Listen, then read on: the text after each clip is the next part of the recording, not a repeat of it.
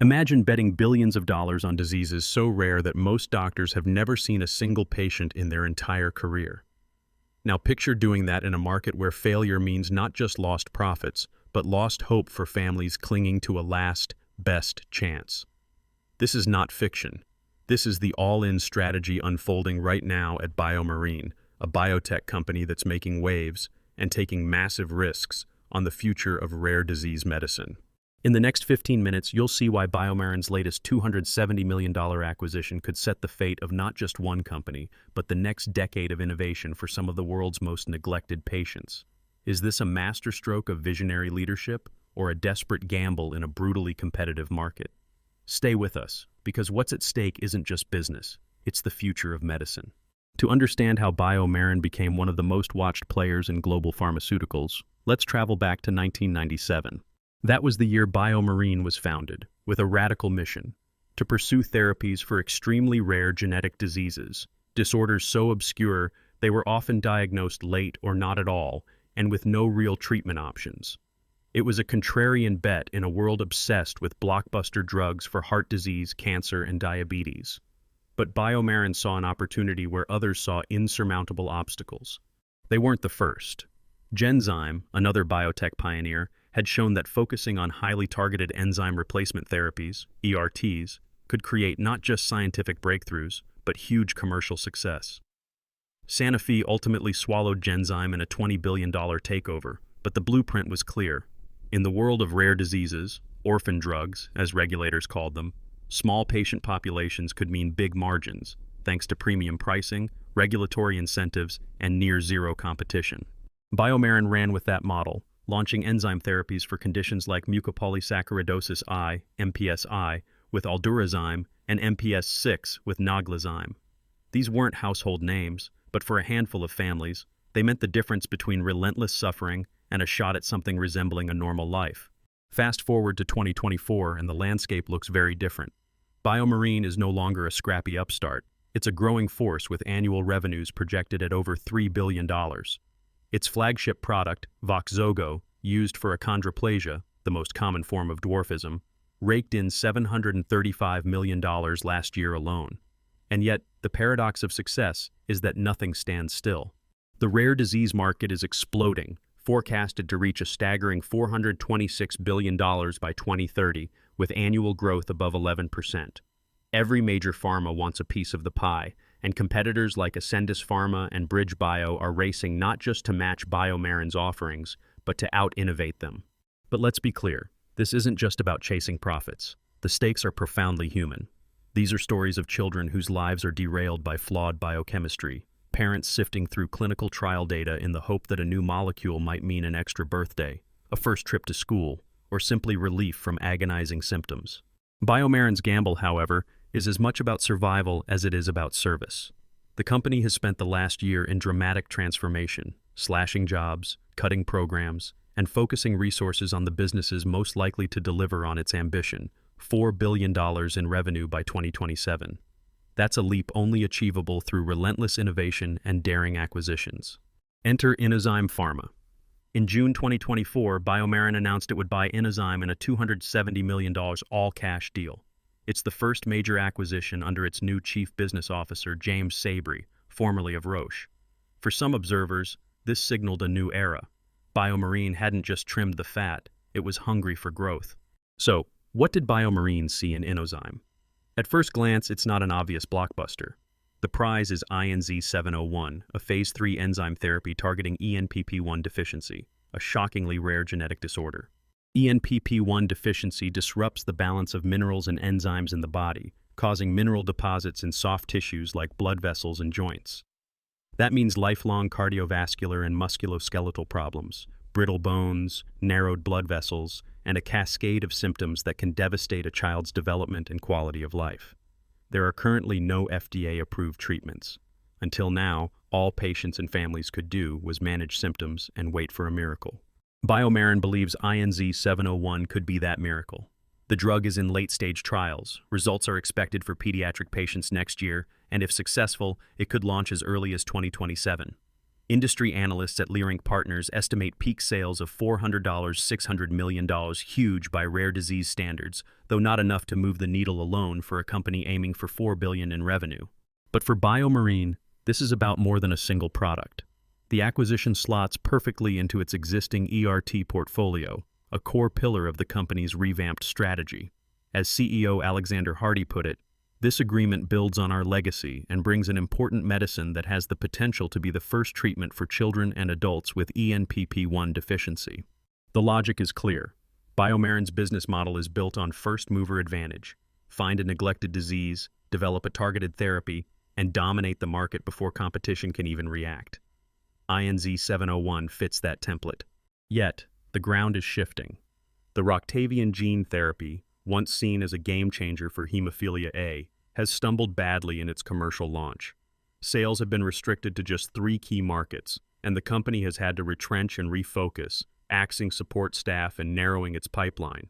Investors are anxious, and while Voxzogo remains a star performer, that star is starting to flicker. Competition in skeletal disorders is intensifying. Ascendis Pharma's TransCon CNP, BridgeBio's Infigratinib, and Robomix RBM007 are all lining up to challenge Voxzogo's dominance. Each one promises incremental gains, better safety, more convenient dosing, broader indications. For BioMarin, defending its lead will require relentless investment and clinical success. Meanwhile, Wall Street is divided over whether the Inozyme deal is a masterstroke or a mere band-aid. Joseph Schwartz of Leerink Partners calls it a positive step, signaling a pipeline expansion at just the right moment. Paul Matthijs of Stifel says it's a strong strategic fit for the ERT business. But others, like Luca Issi of RBC Capital Markets, suggest it might not be enough to substantially impact BioMarin's overall financial performance. Evercore ISI calls it a savvy, low-risk, medium-reward play. But is that enough in a market this volatile? As Douglas A. Trecco, CEO of Inozyme, points out, BioMarin's deep expertise in enzyme therapies makes them the ideal company to advance INZ-701. But every analyst knows that even a perfect fit on paper can become a costly distraction in reality if clinical results fall short or integration falters. The pressure is on from investors too. Recent feedback from Truist Securities and Jefferies was blunt. BioMarin's recent investor day left many unconvinced about the company's midterm pipeline and competitive strategy. For a company sitting on $1 billion in cash and aiming for major deals, expectations are sky high, and the margin for error is razor thin. Now add to this mix the relentless advance of the rare disease market itself. The number of companies, pharma giants and startups alike, chasing the next orphan drug approval is exploding. Regulatory incentives like longer patent protection and fast-track pathways have made rare diseases a fierce battleground. Any false move, and BioMarin could see its hard-won market share evaporate overnight. At the same time, these incentives are what allow companies like BioMarin to charge premium prices, generating the profits needed to justify ultra-expensive R&D. But with political pressure mounting over drug prices, there's a risk those incentives could be rolled back, turning today's life-saving therapies into tomorrow's unaffordable luxuries. As the dust settles on the Inozyme acquisition, the stakes have never been higher. Will INZ-701 become the new gold standard for ENPP1 deficiency, cementing BioMarin's place as a leader in rare disease therapy? Or will intensifying competition, regulatory headwinds, and the ever-present risk of clinical failure unravel the company's best-laid plans? Standing at this crossroads, BioMarin faces a daunting set of choices. Should it double down on acquisitions, risking billions for the chance to stay ahead? Pour more resources into defending its Voxzogo crown? Or diversify, hedging against the uncertainties that plague even the most promising biotech pipeline? The answers remain tantalizingly out of reach, especially with the Phase 3 INZ-701 trial results looming just over the horizon. The company, its investors, and above all, thousands of families are waiting to see what happens next. So, what happens if BioMarin's $270 million bet pays off? And what if it doesn't? The difference could shape not just the fate of one company, but the hopes of an entire generation of patients. In the next chapter, we'll dive deep into what success or failure could mean for BioMarin and for the rare disease market itself. But before we get there, ask yourself, in a world where tomorrow's breakthrough might be today's bankruptcy, how much risk is too much? Now, standing at the crossroads of ambition and uncertainty, BioMarin's future hangs in the balance. The stakes are higher than ever, not just for the company, but for the thousands of families waiting for hope in the form of life-changing new therapies. Let's peer ahead into the possible futures, the dominoes that might fall, and the real-world consequences of BioMarin's dramatic transformation. First, imagine the best-case scenario. INZ-701 delivers on its promise. The Phase 3 trial reads out positive data, demonstrating safety and a dramatic improvement for children and adults battling ENPP1 deficiency, a disease with no approved treatments until now. Within months, BioMarin secures FDA approval. Headlines blaze: first therapy for ENPP1 deficiency approved. For BioMarin, this is more than a win. It's validation. The company's bet on innovation pays off, unlocking a new revenue stream estimated between $400 and $600 million at peak by Leerink Partners. More importantly, BioMarin's rare disease vault expands, reinforcing its leadership in enzyme therapy.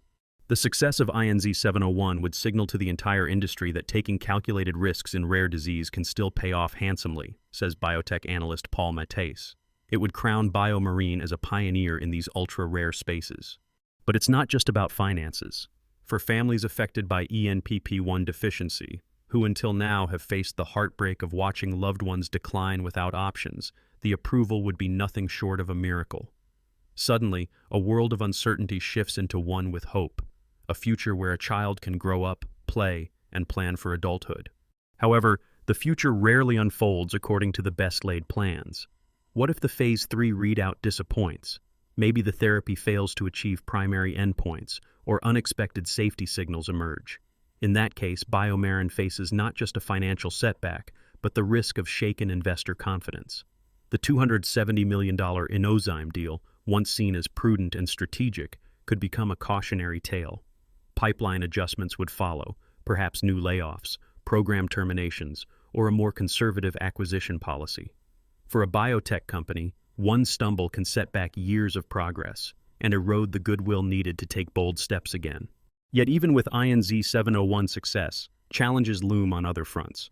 In the lucrative market for achondroplasia treatments, BioMarin's flagship medicine Voxzogo faces encroaching competition. Ascendis Pharma's TransCon CNP and BridgeBio's Infigratinib are racing ahead with innovative approaches and promising early data. If these rivals succeed in clinical trials or secure broader labels, BioMarin's market share and annual revenues could see pressure. To counter this, BioMarin is accelerating its own innovation engine. The company is exploring label expansions for Voxzogo, targeting conditions like hypochondroplasia and idiopathic short stature. If successful, Voxzogo could become the go-to therapy for an expanding range of skeletal growth disorders, increasing its revenue potential well beyond the current $735 million in annual sales. But every expansion carries risk: the possibility of negative trial outcomes, regulatory hurdles, or lackluster uptake. Competitors, too, are unrelenting, pushing the pace of innovation and forcing BioMarin to run faster just to stay ahead. Zooming out, BioMarin's transformation is about more than a single drug or acquisition. The rare disease market itself is growing rapidly, projected to reach over $426 billion by 2030. Regulatory incentives, advances in personalized medicine, and patient advocacy are all fueling an arms race for the next breakthrough. With a war chest of $1 billion in cash, BioMarin is well positioned to strike. Strategic acquisitions, licensing deals, and partnerships are all on the table. But as experts like Luca Isi from RBC Capital caution, each deal must be carefully chosen. A poorly executed acquisition could strain resources and distract from the company's core strengths. We've seen this playbook before.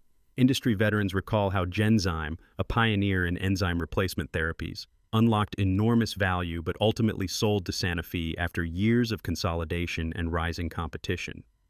Could BioMarin follow a similar path, growing rapidly, enduring market pressure, and one day becoming a prime acquisition target itself?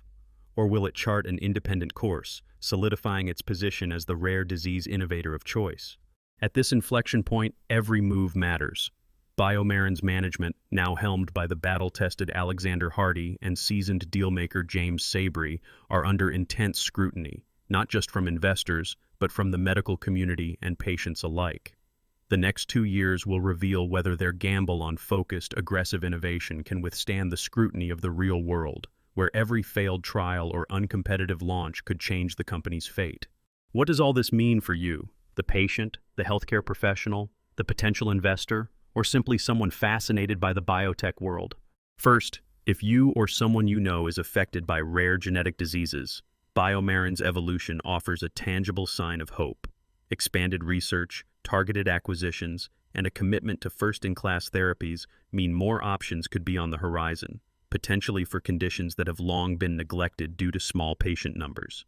Keep an eye on upcoming clinical trial news, especially the INZ-701 Phase 3 results expected next year. A positive outcome could open doors for patient enrollment in studies or access to compassionate use programs.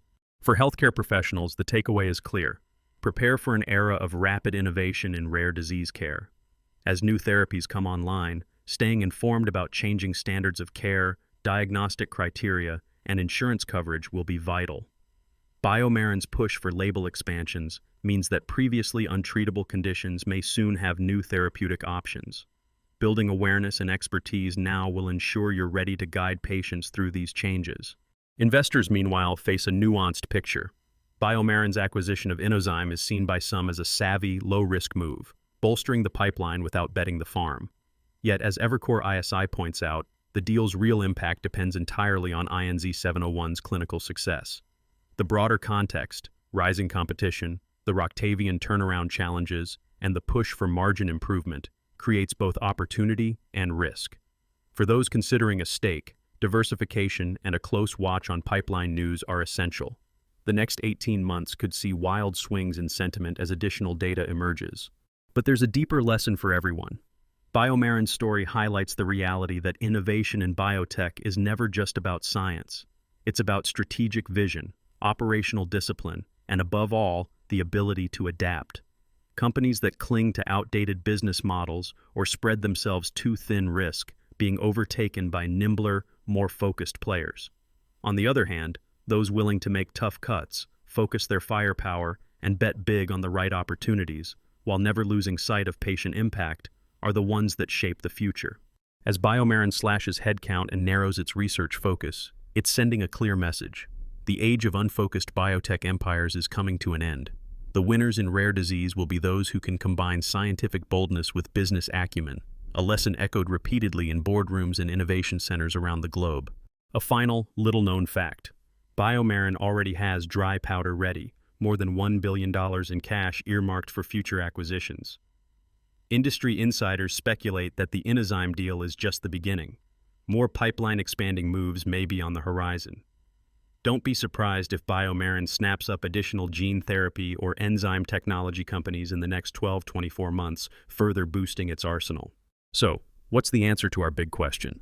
Will BioMarin's acquisition and innovation strategy secure its dominance in rare diseases? Or could the bet backfire, fundamentally altering the landscape?